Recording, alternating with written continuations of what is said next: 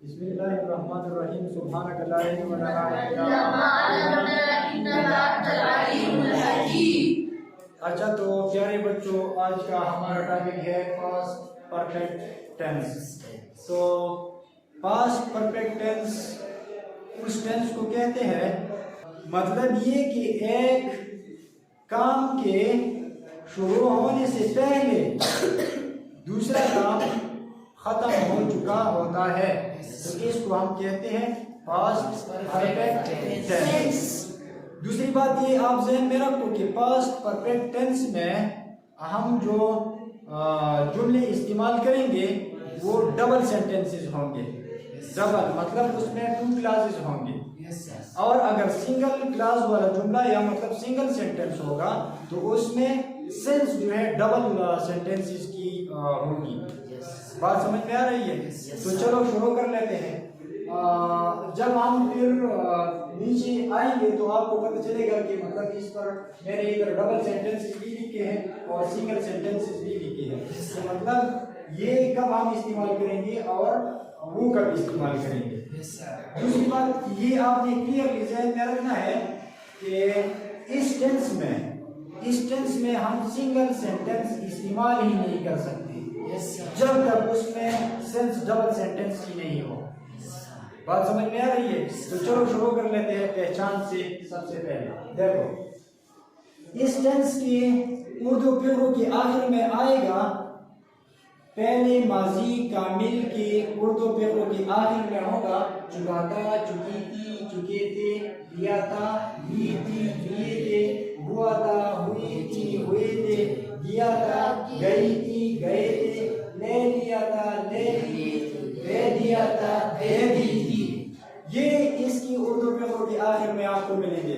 ज्यादातर बच्चों के सिर्फ ये मालूम है कि मतलब वो सिर्फ चुकाता, चुकी थी, चुके थे पर और उसका कॉन्सेप्ट क्लियर है, और बाकी जो ये आते हैं फिर वो कंफ्यूज हो जाते हैं। तो आपने कंफ्यूज नहीं रहना है, जुमले के सेंस को देखना है और उसके डबल जो है ना जो स्ट्रक्चर होता है डबल क्लास का, उसको आपने लाजमी नजर में रखना है कि मतलब आप फिर कंफ्यूज ना हो। देखो, अच्छा तो अब ये तो मतलब हर किसी को मालूम है कि मैं खत लिख चुका था, मैं खाना खा चुका था, वो मैच खेल चुके थे तो आ रहे हैं। लेकिन ये मतलब कब आएंगे? तो देखो, मैंने इधर एक जुमला लिखा है, सोने से पहले वो खत लिख चुका था। ठीक है, अब अगर इसको हम दूसरे अंदाज में कहते तो हम क्या कहेंगे कि सोने से पहले उसने खत लिखा था, सोने से पहले उसने खत लिख लिया था, सोने से पहले उसने खत लिखा हुआ था। तो मतलब हुआ था भी आ गया, लिया था भी आ गया, और चुका था भी आ गया। अब इधर देखो, वो पहले से आया हुआ था, है कि नहीं है? वो पहले से आ गया था। एक्सीलेंट, तो मतलब सारे आ रहे हैं इसमें। तो ये पहचान आपने ज़हन में रखना है। अगर ये पहचान आखिर में हो और सेंस डबल हो, डबल सेंटेंस का हो, तो आपकी ज़हन में ये बात आनी चाहिए कि ये जो है ये हमारे पास पास्ट परफेक्ट टेंस है। ठीक हो गया? अच्छा, तो चलो शुरू कर लेते हैं। सेंटेंस स्ट्रक्चर पर आते हैं। सबसे पहले डबल सेंटेंस स्ट्रक्चर पर आते हैं। ठीक है, देखो लेकिन स्ट्रक्चर पर आने से पहले जरा सा आप यहाँ मतलब गौर कीजिएगा। यहाँ पर देखो सिर्फ एक और भी हमारे साथ इधर ये व्हेन है, इसका भी अलग कॉन्सेप्ट है, ये भी लिख लेते हैं। देखो, जब किसी जुमले में आफ्टर हो, ठीक है, क्या हो? आफ्टर हो, तो उसका जो स्ट्रक्चर होता है वो अलग होता है। और जब किसी जुमले में व्हेन आ जाता हो, बिफोर आ जाता हो और देन आ जाता हो, उसका स्ट्रक्चर फिर क्या हो जाता है? बदल हो जाता है। और जब जुमले के अव्वल में व्हेन आ जाता हो तो उसका भी स्ट्रक्चर जो है बदल जाता है। ये कॉन्सेप्ट है, ये आपने ज़हन में रखना है। देखो, जब जुमले के दो क्लासों के दरमियान बतौर कंजंक्शन आफ्टर आया हो, तो इस आफ्टर से पहला जो क्लास होता है पहला जो सेंटेंस पार्ट होता है वो आपका क्या होगा, वो पास्ट इंडेफिनिट टेंस में होगा, और इस आफ्टर के बाद जो क्लास होगा वो आपके पास होगा पास्ट परफेक्ट टेंस में। ये ध्यान में रखो। Point number 1। पॉइंट नंबर 2, जब किसी पहली क्लास के आखिर में दूसरी क्लास से पहले बतौर कंजंक्शन बिफोर आया हो, व्हेन आया हो, देन आया हो, तो इससे पहला वाला क्लास जो होगा वो पास्ट परफेक्ट का होगा, और इसके बाद का जो क्लास होगा वो पास्ट इंडेफिनिट टेंस का होगा। Point to be noted. Yes sir. Okay, अब दूसरी बात ये कि जब किसी जुमले के अव्वल में व्हेन आ जाए तो फिर क्या होगा। देखो, जब किसी जुमले के अव्वल में व्हेन आ जाए तो व्हेन के बाद जो क्लास होगा वो पास्ट इंडेफिनिट टेंस का होगा, और पास्ट इंडेफिनिट टेंस की जो क्लास है उसके बाद कामा, और कामा के बाद पास्ट परफेक्ट टेंस का क्लास आएगा। तो ये मतलब स्ट्रक्चर पर जाने से पहले ये बातें आपके जहन में होनी चाहिए। बात समझ में आ रही है। फॉर एग्जांपल अब देखो, मैंने इधर एक जुमला लिखा है, बारिश आने से पहले हम घर पहुंच चुके थे। ठीक है, ये एक सेंस है। अब इस जुमले को हम इस तरह भी कहते हैं, जब बारिश आई तो हम घर पहुंच चुके थे।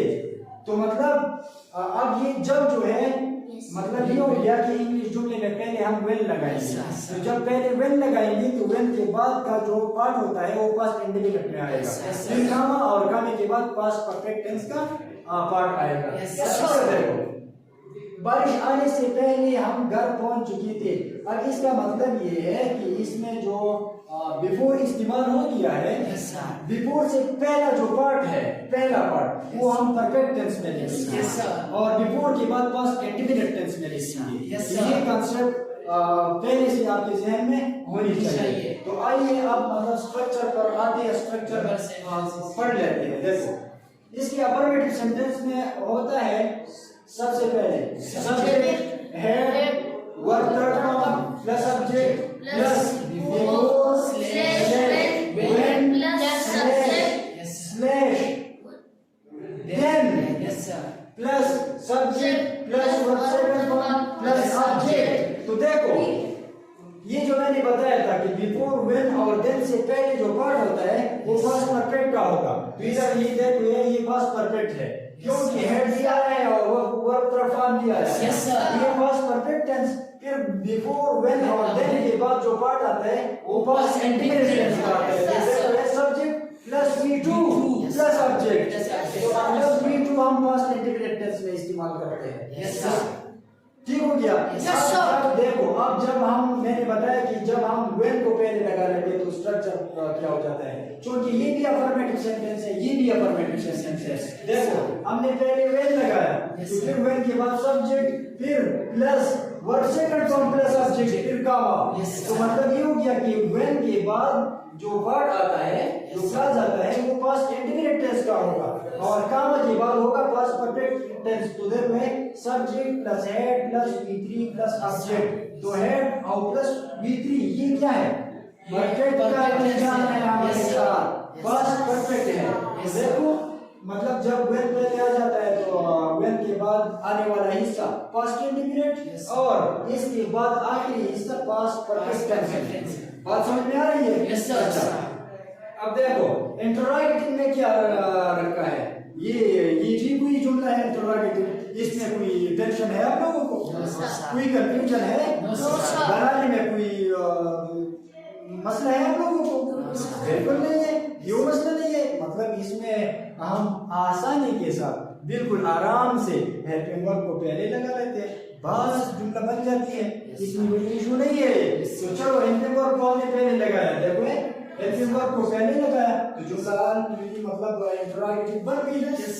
Head plus subject plus verb third form plus subject plus before slash when slash then plus subject plus V2 plus object question mark. ये इंटरोगेटिव का स्ट्रक्चर है। नेगेटिव में क्या लगा रखा है? नेगेटिव भी कोई मतलब कोई जुमला है जो मतलब मुश्किल है बनाने में? हाँ, तो मतलब क्या करते हैं हम, हेल्पिंग वर्ब के साथ सिर्फ नॉट लगा लेते हैं बस। अफर्मेटिव सेंटेंस में हेल्पिंग वर्ब के बाद नॉट लगाओ, जुमला ऑलरेडी नेगेटिव बन गई। plus V3 plus subject plus before slash when slash then plus subject plus V2 plus subject period. Excellent. अब देखो है ये जुमले से इस जुमले से अगर हम नॉट हटाएंगे तो बिल्कुल ये जुमला रहेगा। Yes sir. मतलब क्या हो गया है कि इस हेड के बाद हमने स्लिप नॉट लगाया और जुमले को हमने नेगेटिव सेंस दिया। Yes sir. अब ट्रू प्लस नेगेटिव सेंटेंस में सबसे पहले head plus subject plus not plus V3 plus subject plus before slash when slash then plus subject plus V2 plus subject. बस ये आसान स्ट्रक्चर है। इस पर हम आएंगे, जुमले कर लेते हैं, ठीक है। इस पर बाद में आएंगे, बाद में इस पर डिस्कशन करेंगे कि इसमें हमारा जो है कंफ्यूजन रह न जाए। सबसे पहले इसको क्लियर कर लेते हैं, फिर उसके बाद इस पर आएंगे, ठीक है। तो शुरू कर लेते हैं। देखो, बारिश के आने से पहले हम घर पहुंच चुके थे। देखो, इस जुमले में दो काम है, जैसा कि पहले मैंने बताया इंट्रोडक्शन में कि इस टेंस में हम दो कामों के बारे में बात करेंगे। एक वो काम जो मतलब शुरू भी नहीं हो गया हो और उससे पहले एक कंप्लीट हो गया हो। तो देखो, बारिश के आने से पहले बारिश अभी आया भी नहीं है कि हम घर पहुंच चुके थे। बात समझ में आ रही है? तो ये इसमें मतलब ये डबल सेंटेंस है, क्लासेस है इसमें। अब पहुंच चुके थे, ये हमारे पास क्या है? परफेक्ट का कहता है। और जुमले का स्ट्रक्चर हमारा जो है इस पर फिट होता है, इस पर। तो मतलब क्या हो गया कि ट्रांसलेशन में हम पहला पार्ट जो है हम पहला पार्ट पास्ट परफेक्ट में करेंगे और उसके बाद आने वाला पार्ट जो है पास्ट इंडेफिनिट। तो चलो शुरू कर लेते हैं। बारिश आने से पहले हम घर पहुंच चुके थे। हाँ, we had reached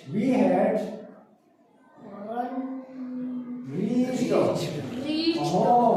We had reached home before it rained. बस अब देखो, we had reached home, ये had reached home past perfect का हिस्सा है। Before it rained past indefinite का हिस्सा। क्लियर हो गया? अच्छा, अब इस जुमले का सेंस हमने बदल दिया है, दूसरे स्टाइल में लिखा है। जब बारिश आई तो हम घर पहुंच चुके थे। बिलावल का डायलॉग है, जब बारिश आता है तो पानी आता है और जब ज्यादा बारिश आता है तो ज्यादा पानी आता है। देखो, जब बारिश आई तो हम घर पहुंच चुके थे। अब क्या करेंगे हमने जब लगाया। तो मैंने कहा था कि इंग्लिश के स्ट्रक्चर में जब हमारे पास व्हेन पहले हो तो पहला वाला पार्ट हम पास्ट इंडेफिनिट में कर लेते हैं। तो देखो, कर लेते हैं, चलो। हाँ, when it rained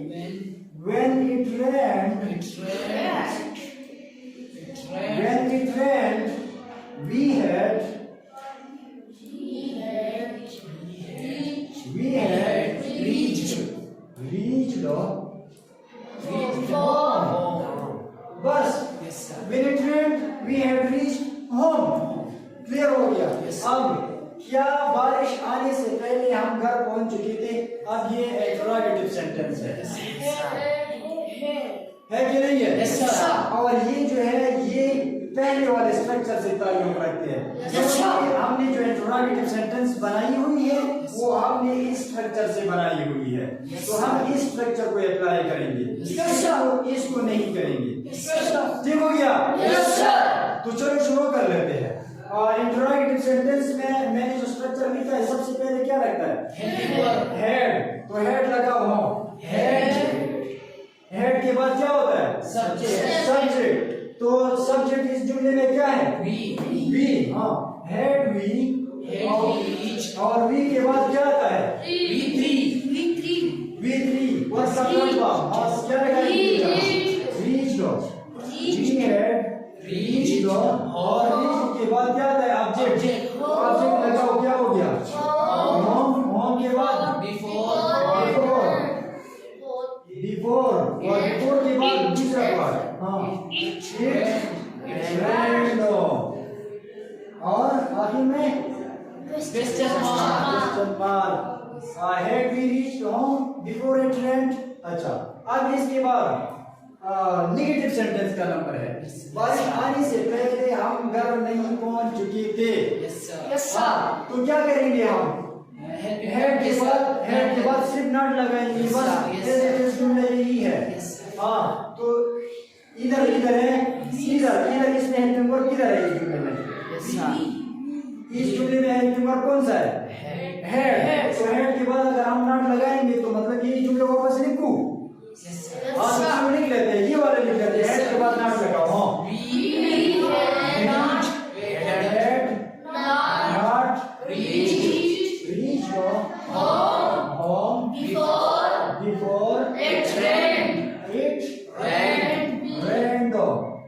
और आसान है ना? बहुत अच्छे। अब इंटरोगेटिव प्लस नेगेटिव का नंबर है। क्या बारिश आने से पहले हम घर नहीं पहुंच चुके थे? तो हम क्या करेंगे? हेड से शुरू कर लेते हैं। इधर मैंने क्या लिखा है?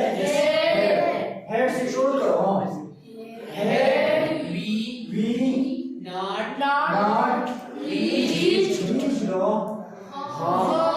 home before it rained.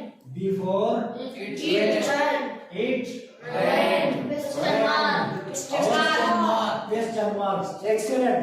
बहुत अच्छे। तो ये हमारे साथ ये पहला वाला स्ट्रक्चर है, ठीक है? इस स्ट्रक्चर पर मतलब भी क्या है, लेकिन अगर सवालिया बनाना है तो सवालिया अल्फाज पहले लगाओ, और अगर नेगेटिव बनाना है तो नॉट लगाओ। इसमें इतनी बड़ी इशू तो नहीं है कि नहीं है? लेकिन वो आपने इधर नॉट लगाना है फिर, ठीक है? इस हेड के बाद नॉट लगाना है। बात समझ में आ रही है? आ रही है ना? अब आते हैं, देखो दूसरी मतलब सिंगल सेंटेंस स्ट्रक्चर पर। देखो इसका मैंने स्ट्रक्चर लिखा है कि subject plus head plus V plus object. Single sentence नजर आती है आपको? ये सिंगल सेंटेंस है, लेकिन इसका सेंस डबल आना चाहिए। कैसे?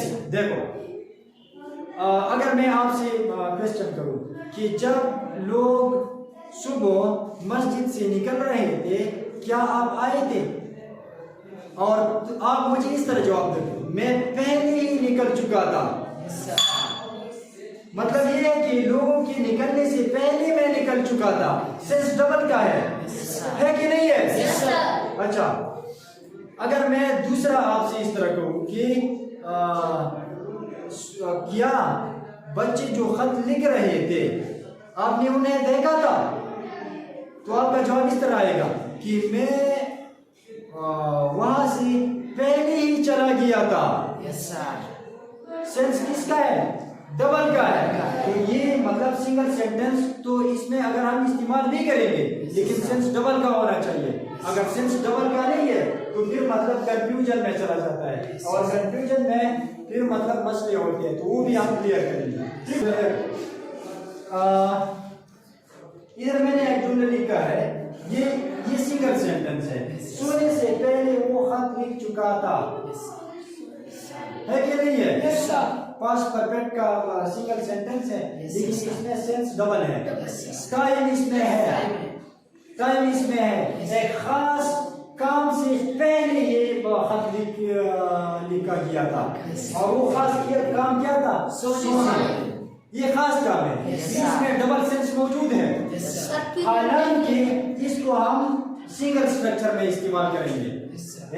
सोने से पहले वो खत लिख चुका था, तो देखो इसको मतलब कर लेते हैं। तो देखो, he had written a letter before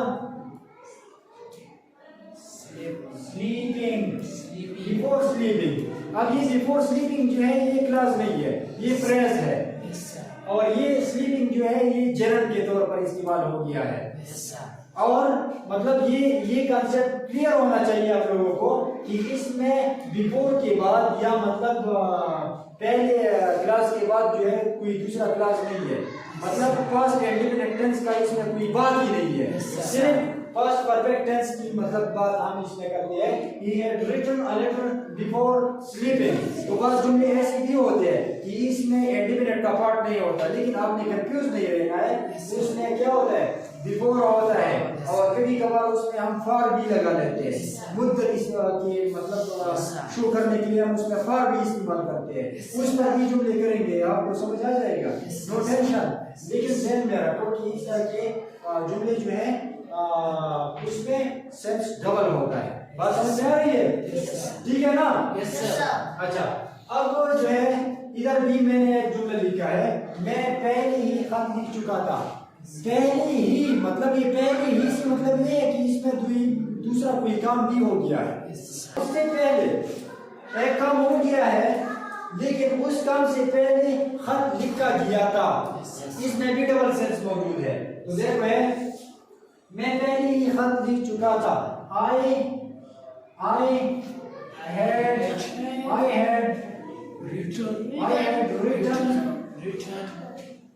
had written a letter already, या इस तरह भी आप कर सकते हैं, I had already written a letter। दोनों आप इसके लिए इस्तेमाल कर सकते हैं। वो बाद में खाना खा चुके थे, they had eaten, वो बाद में खा चुके थे, they had eaten later, बस they had eaten later, वो बाद में खा चुके थे। और अगर इसमें ऑब्जेक्ट आप लगाओ, वो बाद में खाना खा चुके थे, they had eaten the meal or the food later, फिर बाद में आपने वो भी इस्तेमाल करना है, ठीक है?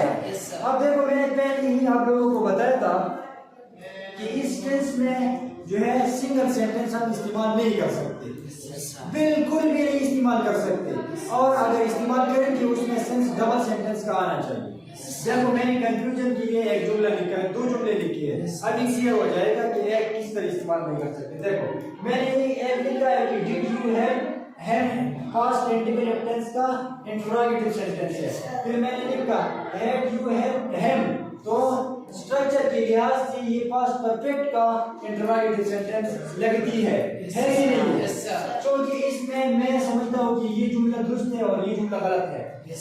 ये जुमला इसलिए गलत है कि इसमें क्या है, एक ही बात है, बस एक ही सेंटेंस है ये। तो क्योंकि पास्ट परफेक्ट में एक सेंटेंस नहीं आएगा, इसमें डबल सेंटेंस होंगे, और अगर इस तरह सिचुएशन आता हो कि उसमें बात आपने सिर्फ एक सेंटेंस में करना है, तो फिर आपने पास्ट परफेक्ट का इस्तेमाल नहीं करना है, ठीक है? इसलिए हमारे पास पास्ट इंडिपेंडेंट टेंस मौजूद है, जैसा कि मैंने इस जुमले को करेक्ट कहा, तो इसलिए कहा। अगर सिंगल सेंटेंस है, पास्ट इंडिपेंडेंट टेंस में इस्तेमाल करो, ठीक है? और अगर डबल सेंटेंस है तो पास्ट परफेक्ट तो तुम्हारे पास है, ये कहीं नहीं गया है। Okay, hope you understand. Thank you so much.